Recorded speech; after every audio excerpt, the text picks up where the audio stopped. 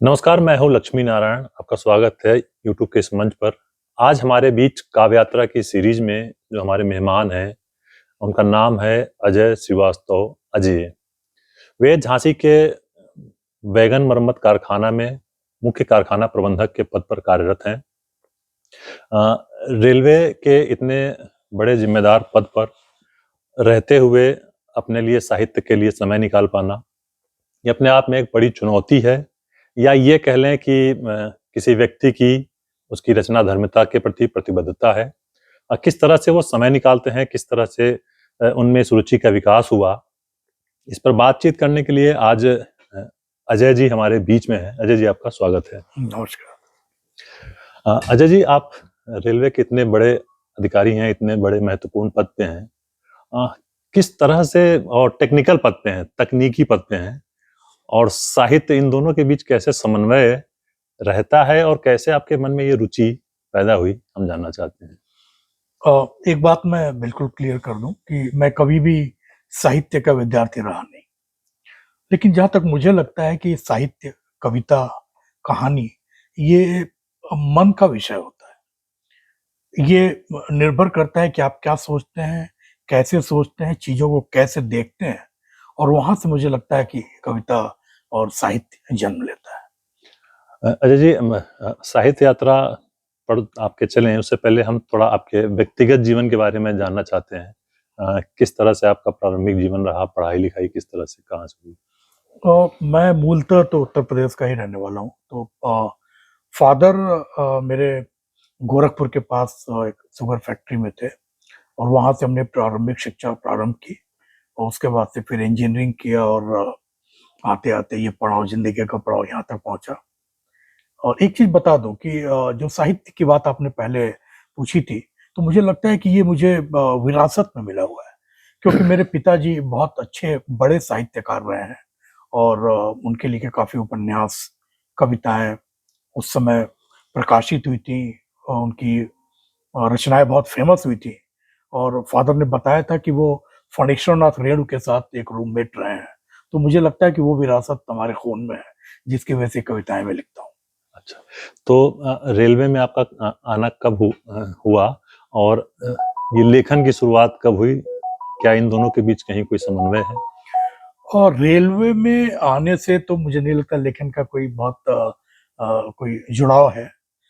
मुझे लगता है कि मैं लिखता तो बहुत पहले से था, रेलवे में आने के पहले भी मैं लिखता था। बट मुझे लगता है कि जब मेरे फादर, जिनको हम बाबूजी बोलते थे, उ उनका जब देहांत हुआ, उसके बाद से मेरी लिखने की ये जो गतिविधि है, ये प्रॉपर तरीके से, उचित तरीके से, और रेगुलर तरीके से आगे बढ़ी। उसके बाद ही मैंने जो एक कविता लिखी थी बाबूजी के नाम से, वो बहुत फेमस हुई। मुझे याद है कि मैंने सुरेंद्र शर्मा जी के साथ जब मंच शेयर किया था, ये कविता उनको सुनाई थी, तो उन्होंने कहा था कि जो छंदमुक्त कविता लेकर के मंच पे अगर कोई चल रहा है तो आप अजय श्रीवास्तव हैं। तो मुझे लगता है कि ये कविता की रचना या कविता की यात्रा वहाँ से आगे बढ़ी। फिर मेरी 3 बुक पब्लिश हुई, प्रकाशित हुई, जिसमें से एक नई बुक अभी मौन के अनुनाद से भरा मैं अभी प्रकाशित हुई है। तो ये यात्रा ऐसी चल रही है। अभी आपने जिस कविता का उल्लेख किया, तो हम चाहते हैं कि वो कविता आप अपने पढ़ के सुनाएं। हाँ, ये कविता मेरी मुझे बहुत प्रिय है, और इसलिए भी प्रिय है कि ये मेरे दिवंगत स्वर्गीय बाबूजी को याद दिलाता है।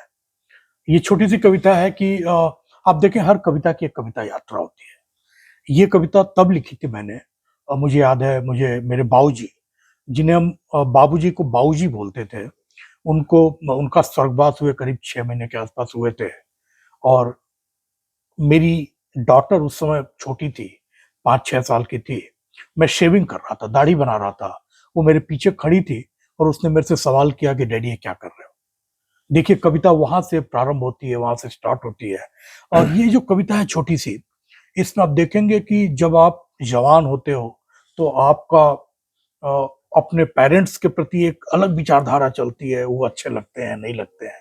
बट आपको पता नहीं चलता है कि कब आप अपने फादर की तरह, अपनी मदर की तरह बिहेव करने लगते हैं। तो अब कविता देखें कि दीवार पर टंगे आईने के सामने चेहरे पर लगे साबुन के झाग को ब्लेड से हटाते ही बाबूजी दिखे मेरे ही चेहरे में।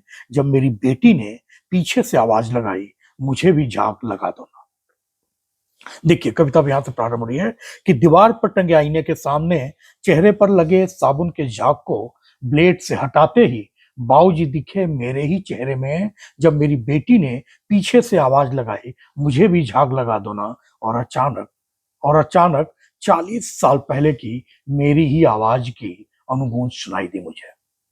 मुझे याद आया कि यही सवाल कभी मैंने अपने बाबूजी से, अपने पिताजी से किया था। और अचानक 40 साल पहले की मेरी ही आवाज की अनुगूंज सुनाई दी मुझे, और मैं मुस्कुरा कर रह गया ठीक बाबूजी की तरह। और मैं मुस्कुरा कर रह गया ठीक बाबूजी की तरह, आंखों के छोर से। देखिए, बाबूजी का चित्र बना रहा हूं कि मैं मुस्कुरा कर रह गया ठीक बाबूजी की तरह, आंखों के छोर से याद आ गया उनका धोती पहनना, खद्दर पहनना, चश्मा लगाना, छड़ी पकड़ना, जल्दी सोना, जल्दी उठना, पढ़ना पढ़ाना, टोकना डांटना, और हम सबको बिदक कर पूछना, बाबूजी तुम कैसे रहते हो, क्या करते हो। देखिए, जनरेशन गैप कि आंखों के छोर से याद आ गया उनका धोती पहनना, खद्दर पहनना, चश्मा लगाना, छड़ी पकड़ना, जल्दी सोना, जल्दी उठना, पढ़ना पढ़ाना, टोकना डांटना, और हम सब कर बिदक कर पूछना, बाबूजी तुम कैसे रहते हो, क्या करते हो। और आज मेरी बेटी के मुझसे पूछने पर, अरे यार डैडी कैसे लग रहे हो। अब देखिए, बाबूजी का मेरे में प्रवेश। और आज मेरी बेटी के मुझसे पूछने पर, अरे यार डैडी कैसे लगने लगे हो, तोंद निकल आई है, जल्दी सोने लगे हो, जल्दी उठने लगे हो, बहुत टोकने लगे हो, बहुत डांटने लगे हो, बहुत पढ़ने लगे हो, बहुत पढ़ाने लगे हो। तो अचानक कौंध आया वो झुर्रियों भरा आसान चेहरा, जो गोया कह रहा हो, बाबूजी और कोई नहीं, ये मैं ही तो हूँ। तो अचानक तो अचानक कौन आया वो झुर्रियों भरा आसान चेहरा, जो गोया कह रहा हो, बाबूजी कोई और तो नहीं, ये मैं ही तो हूँ। और शरीर में कौंध गई बिजली उस आग की। इस कविता के अंतिम लाइन दे रहा हूँ। और शरीर में कौंध गई बिजली उस आग की, जो फैल गई थी बाबूजी के जिस्म पर शमशान में, और मैंने जिसे आंसुओं के समंदर में भिगो कर भुला दिया था। और मैंने जिसे आंसुओं के समंदर में भिगो कर भुला दिया था। बहुत शानदार लाइनें आपने सुनाई। इसमें पूरी एक परंपरा है, रिश्ते हैं, संवेदनशीलता है, सब कुछ है। रेलवे में इतने महत्वपूर्ण पद पे रहते हुए इतनी जिम्मेदारियां रहती हैं, ये संवेदनाएं किस तरह बचाकर रख पाते हैं कुछ लोग? क्या इस बारे में कुछ आप अनुभव साझा कर पाएंगे? मैं बताऊं कि ये संवेदना ही है जिससे मुझे लगता है कि मैं रेलवे में एक ईमानदार और कर्तव्यनिष्ठ अधिकारी की तरह कार्य कर पा रहा हूँ। आपको बताऊं कि ये संवेदनाएं कैसे जागती हैं। मैं इसका एक एग्जाम्पल दूं, उदाहरण दूं। इसके पहले ये बताऊं कि इसमें व्यस्तता से कुछ लेना देना नहीं होता है, क्योंकि जब विचार आते हैं तो वो जब आप जहां हैं वो आपके पास मतलब आपके दिमाग में आ जाते हैं, फिर उसको लिखना बहुत आसान होता है। और मैं एक चीज और क्लियर कर दूं, मैं कभी भी रचनाएं बहुत सोच कर नहीं लिखता। जैसे मैं एग्जांपल बताऊं कि मेरे ऑफिस के सामने ही जब ये रेनी सीजन, बारिश का सीजन था, वो स्टार्ट हुआ तो एक बड़ा सा पेड़, दरख्त गिर गया था। हर आदमी परेशान था कि मैं इधर से जा रहा हूँ, उधर से जा रहा हूँ, और मैं कुछ और सोच रहा था। एक कवि हृदय कैसे सोचता है। तो मुझे याद है मैंने 2 लाइनें लिखी थी कि पहली बारिश में ही दरख्तों का गिरना अच्छा नहीं लगा अजय। पहली बारिश में ही दरख्तों का गिरना अच्छा नहीं लगा अजय। सतही किरदार का शायद यही अंजाम होता है। तो हमारा सोचने का ढंग कुछ इस तरीके से होता है कि हम प्रशासनिक तौर पे देखते हुए भी चीजों का हमारा बहुत अलग एक नजरिया होता है, जो हम सोचते हैं, जीते हैं और लिखते हैं। अभी आपने पिताजी पर एक कविता सुनाई। जी। हम चाहते हैं कि कोई और कविता आप हमें सुनाएं जो आपको प्रिय हो या जो आपने हाल फिलहाल में लिखी हो। और एक कविता मैं और सुनाऊंगा, जो ये सामाजिक सरोकार से जुड़ी हुई एक कविता है। ये कविता जो भ्रूण हत्या से जुड़ी कविता है। मैं चाहता हूं कि ये जरूर लोगों तक पहुंचे। और इस कविता में देखें कि कैसे एक कन्या भ्रूण जो अपनी माता के कोख में है, वो किस तरीके से रिएक्ट कर रही है, कैसे बात कर रही है कि मुझे कभी अच्छा नहीं लगा माँ तेरा मिट्टी खाना। मुझे अच्छा नहीं लगा माँ तेरा मिट्टी खाना, लेकिन तेरी खाई खटाई से हर बार चटकारती रही हूं मैं अपनी जीभ।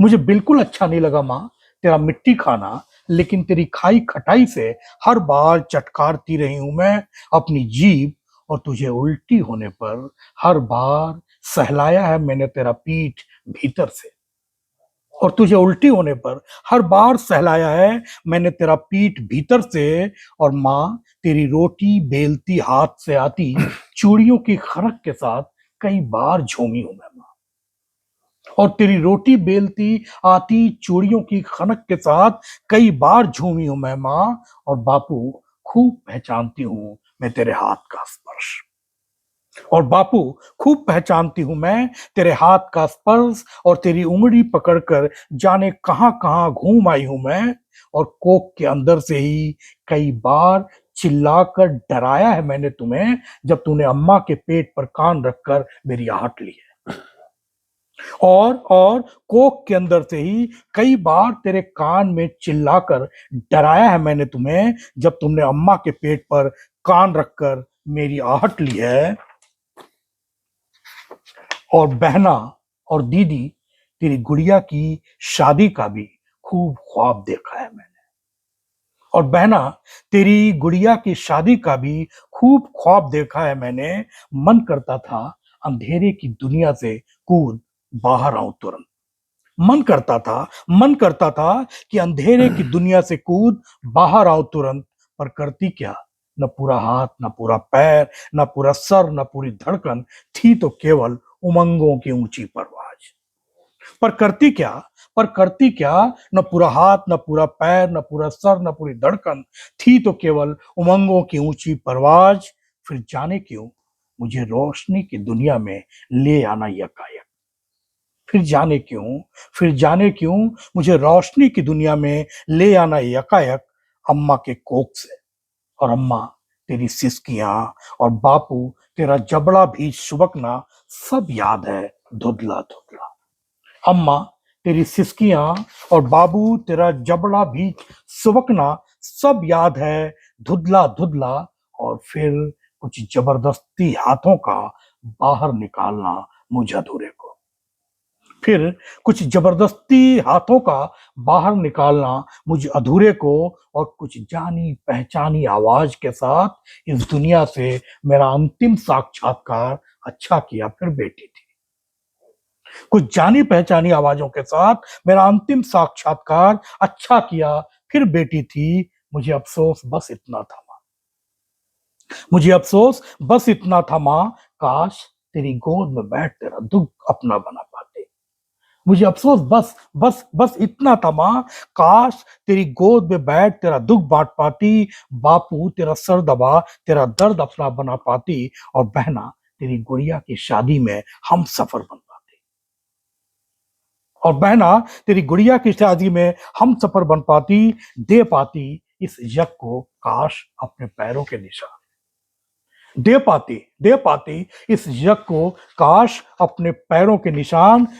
बिखेर जाती खुशबू थोड़ी सी इन फिजाओं में, बिखेर जाती खुशबू थोड़ी सी इन फिजाओं में, और छेड़ पाती संगीत अपने नन्हे पैरों के पाजेब से, और छेड़ पाती संगीत अपने नन्हे पैरों के पाजेब से।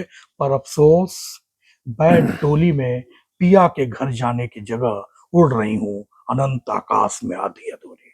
पर अफसोस, बैठ डोली में पिया के घर जाने की जगह उड़ रही हूं अनंत आकाश में आधी अधूरी। बहुत दुखी हूं बापू, बहुत दुखी हूं माँ, अब कभी भी किसी और जन्म की आस नहीं है।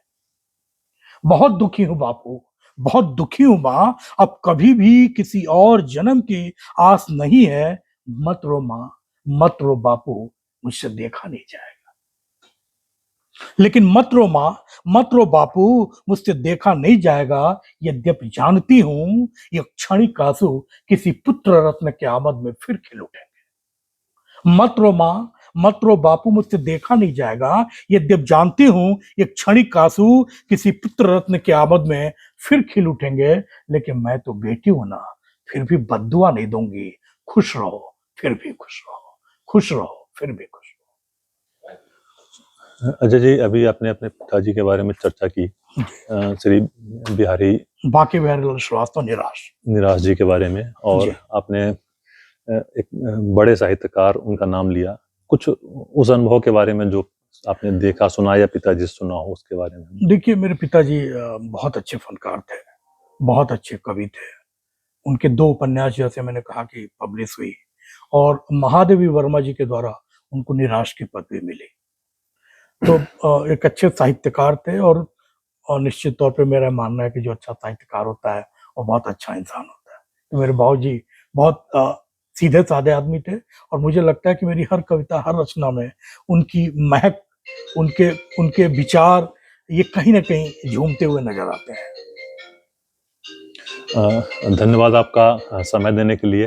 ये काव्य यात्रा में नए साल पे मैं इसके जी, पहले की, जैसा मैंने बात की जी, कि बाबूजी का, अम्मा का, जो हमसे बिछड़ चुके हैं, नहीं हमारे साथ, उनकी मेरी कविताओं में कहीं न कहीं ज़िक्र ज़रूर होता है। जी, तो अब नया साल आने वाला जी, जी, है, ज़रूर। कुछ एक नई चीज़ मेरे मन में जी, जी, ज़रूर। आई, और ये कविता मैंने आज ही लिखी जी, है, जी, कि आप देखें नए साल पे जी। मैं कैसे चीज़ों को लेके आगे बढ़ रहा हूँ, कि एक तारा टूटा अभी-अभी, एक तारा टूटा अभी-अभी, और पेड़ से जुदा हुआ एक पुराना पत्ता। एक तारा टूटा अभी-अभी, और एक पेड़ से जुदा हुआ पुराना पत्ता, और आंसू बिलग हुआ आँख से अभी। आंसू अलग हुआ आँख से अभी, और ख्वाब टूटा नींद से। अम्मा, बाबूजी सब बिछड़ गए हमेशा के लिए। अम्मा, बाबूजी बिछड़ गए हमेशा के लिए, मुझे जुदा होना ही नहीं। ना तो अपने जूते से, ना तो अपने छाते से, ना अपने पुराने ट्रांजिस्टर से, और तो और उस पुराने चमड़े के सूटकेस से भी नहीं, जिसे थमाकर अम्मा ने विदा किया था पहली नौकरी के लिए 29 साल पहले। मुझे जुदा होना ही नहीं, अपने जूते से भी नहीं, अपने छाते से भी नहीं, और अपने पुराने ट्रांजिस्टर से भी नहीं, और तो और उस पुराने सूटकेस से भी नहीं, जिसे थमाकर अम्मा ने विदा किया था पहली नौकरी के लिए 29 साल पहले। मुझे क्या करना इस नए साल का? मुझे क्या करना है इस नए साल का, जिसे पुराना होकर फिर बिछड़ना है? मुझसे दूर रहो मेरे नए साल। मुझे क्या करना है इस नए साल का, जिसे पुराना होकर फिर बिछड़ना है? मुझसे दूर रहो नए साल, मेरे पुराने सारे बीते साल। तुम्हें मुबारकबाद हो, तुम्हें मुबारकबाद आज काव्य यात्रा में हमारे साथ काव्य यात्री थे अजय श्रीवास्तव, अजय जी, जिन्होंने अपनी काव्य यात्रा के बारे में और अपने अनुभवों के बारे में बताया। अगली यात्रा में हम फिर होंगे किसी कवि के साथ, किसी रचनाकार के साथ। धन्यवाद।